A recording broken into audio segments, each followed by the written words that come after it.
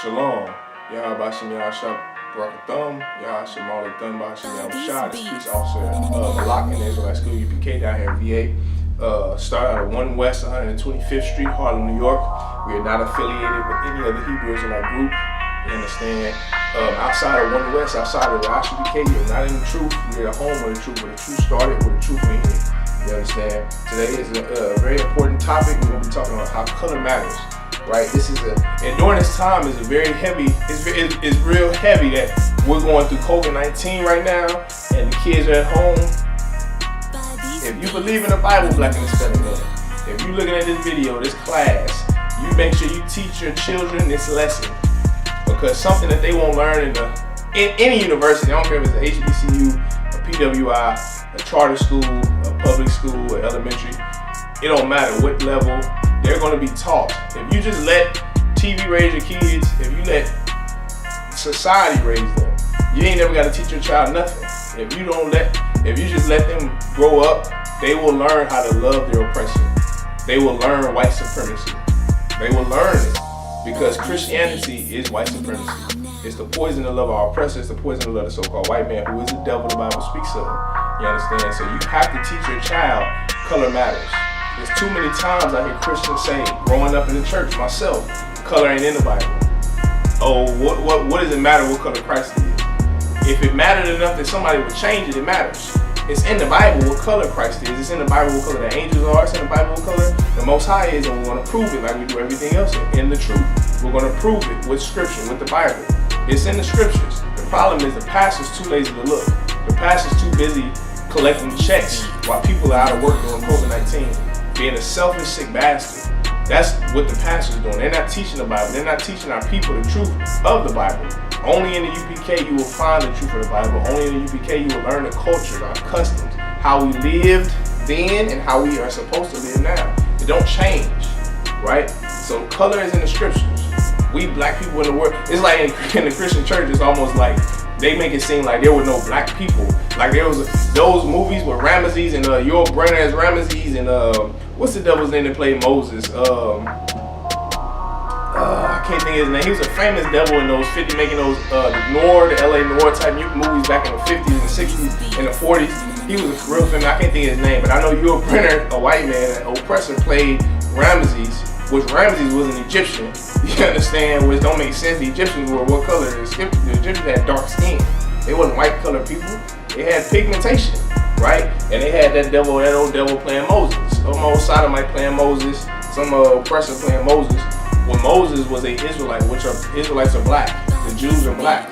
There's no white people aren't in the Bible. I'm sorry to bust a lot of people's bubbles, but it's black. The nation of Israel is black. The Bible is black. It's a black man's book. It's written by black men. It's everything is black. Everything is black, right? In the Scriptures, in the Bible. And I ain't saying just the concept.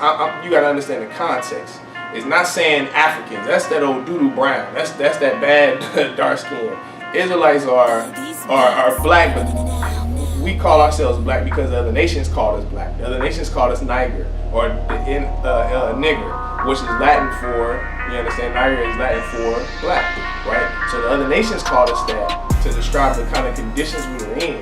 But we always consider ourselves that. We always consider ourselves black because that's what's written in the Scriptures. That's in the Bible. And we're going to start Job 30:30. I'll show you. A brother that we all learned about in the Bible growing up. Job. Y'all know the story, you understand. Job, he was tested by the Most High. He lost everything. He was tested. He got sick. He lost everything. Job is going to describe himself in the Bible. Something that we don't understand because we grew up in a white supremacist dominated society. We grew up in a society dominated by white people. You understand? We grew up in a society where we learn white supremacy in school, in every level of school, in elementary, in middle school, high school, and in college. Whether it be a HBCU or a PWI, a charter, a Catholic private, it doesn't matter.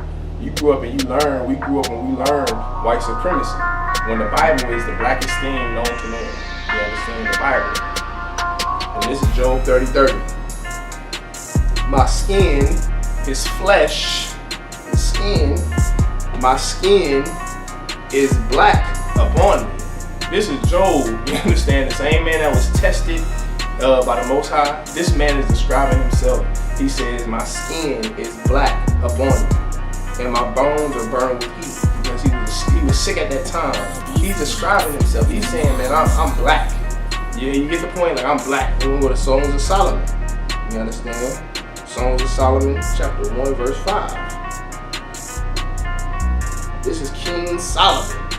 You understand? This is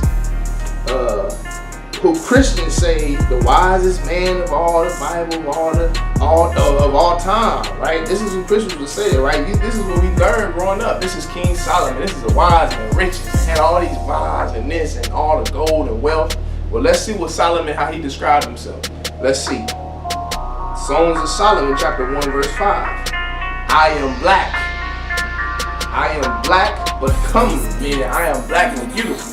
Like I love James Brown, man, his music. James Brown said it best. He said, I am black and proud. You get the point. That's what King Solomon saying. I am black, become black and beautiful, O ye daughters of Jerusalem. He talking to the children. He telling his sisters, man, listen, I'm black and I'm good looking. This King Solomon put some game down. This is a black man's book, man. That's how we talk. This is poetry, man. This is poetic license. This man is this Shakespeare all over. This is where Shakespeare got it from. You understand what I'm saying? Like, this is King Solomon. Listen, I'm black and beautiful, girl. Come holler at your boy. That's how we speak. That's how Kings. That's how it's the same. The scriptures say in Ecclesiastes, ain't nothing new under the sun. The way we talk, how we talk now, there's always been slang, and the Bible is written just like that. It's written in slang. There's not ing and how the white man speaks and very, you know what I'm saying? It ain't uptight and no, it's loose and man, that man is a rat. That man is a snake. You understand? That's how we talk. Animals don't speak. There's no talking. Christians will have you believe there was a talking snake in the garden of Eden. A talking anaconda. That's not how we talk. Black people, this is a black man's book and you know, because that's how we talk. Man, that man is a snake. That means he will beguile you. He will go up and he will gang your woman up. That's a snake, a rat. Somebody who's gonna snitch. Somebody who's gonna tell on you for doing anything. And you understand? And I know growing up in the black house with your parents always say, man, don't be no snitch. That's how we don't be a rat. That's how we speak. This is the Bible. This is how we speak. This is a black man's book. Teach your kids this. Teach your kids that the Bible is black culture. It's the black man's constitution. This is written for so-called blacks, Hispanics, and Native Indians who are the children of Israel. That's who the Bible is written to. Everybody in the Bible is black. Color definitely matters. Just go ask Donald Trump. Go ask Donald Trump why Mexicans, right? Our Mexican brothers from all over the South and Central America, he has them in chains and borders, or on the border, in chains, inside of dog cages, in INS detention centers, worse than the so-called fake Jewish man in the Holocaust. Our brothers and sisters is down there, and they are struggling and suffering. You understand? They are down there, sisters gotta breastfeed their babies through chain link fences. Never did no harm to anybody. Meanwhile, the so-called Chinese man, he brings COVID-19 and the coronavirus across the waters and can still have business here in America. Still strive, still do business with America. Donald Trump will still do business with China, how he said China. He will still do business with those disgusting, filthy, so-called Chinese who are the Moabites according to the Bible. But he don't have them in INS detention centers. He don't have the Arabs, the Iranians. They still can come across this land, still come across the borders and start businesses, own 7-Elevens. Them Arabs in Iran, the general who Donald Trump assassinated and killed in cold blood, can still come over here, and America won't put them in INS detention centers. They won't have ICE banging on their doors. Those Chinese, they won't go pepper spray them and put them in the back of some kind of a paddy wagon and then go drive them back where they're from, put them in INS detention centers, have them sleeping on concrete and foil. The so-called white man won't do that. But he'll do it to our people because color matters. Because the so-called, our oppressor knows who the real Jews of the Bible are. And those Mexicans down there, our brothers and sisters, those brothers in Venezuela, the brothers of Shar down there in Colombia and Brazil, our brothers and sisters on the South and Central American borders, they are the real Jews of the Bible. They are the children of Israel. The Negro in America is the real Jew. You understand? If you are the children of slaves, you are the real Jew. You are an Israelite, man. And the so-called, our oppressors know it. The so-called white man knows it. That's why it's important to teach your child why color matters instead of we all bleed red. Esau, our oppressor, don't teach their kids we all bleed red. That devil Sandman, who got $250 million from CNN because he stood face to face with a Native American Indian brother, who are our brothers and sisters as well, the tribe of Gad and Reuben. He stood face to face with the so-called Gadite. And he got $250 million at 16, 18 years old in high school. Why? But meanwhile, who the devil stood in front of, that brother, he belongs to a tribe, mind you, the Native American Indians, have been done a horrible atrocity in America. They have been done something serious and something vicious by the white man, by our oppressor, by Andrew Jackson, who later became the president of the United States, who led the Trail of Tears, man. You go read up on the Trail of Tears, read up on Sitting Bull and Red Cloud and the horrible atrocities of 77 million Native American Indians.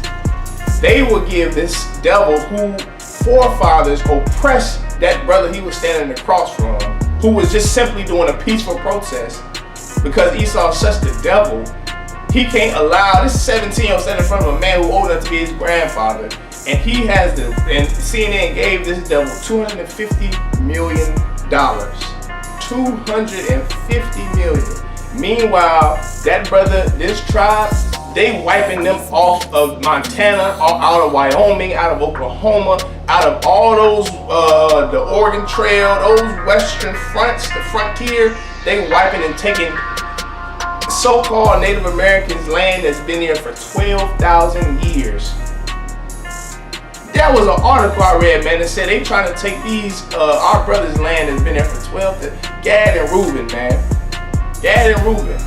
You best tell your kids that color matters, because it damn sure does to our oppressor, and it matters to the Lord, you understand? It damn sure matters to the Most High. It matters to the man who rules and oppresses us every day. That's why we are being treated like this. I always say the reason we are being treated like this as so-called blacks, Hispanics, and Native Indians is because we're the real Jews and because color matters.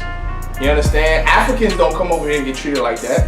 Since color don't matter, if color don't matter, if race don't matter, then how come Africans are from Eritrea? That Nipsey Hussle, you understand? He was able to go back to his homeland, come here, go back to his homeland. I seen the interview, and he came and his family settled in Watts or Compton of LA in California. He put on black culture, he learned from black people, and that's something black people gotta stop doing too.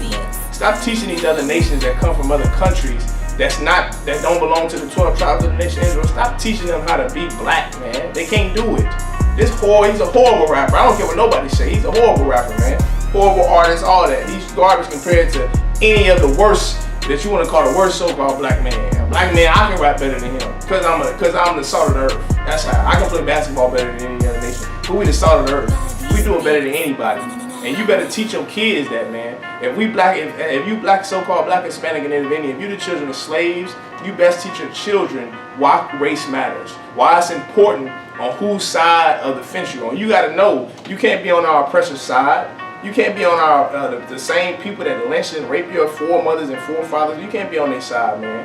You have to choose a side. And this COVID-19 is showing you whose side to choose. It's showing you which side you should be on. And it should be the priests and prophets in here in I.S.U.P.K.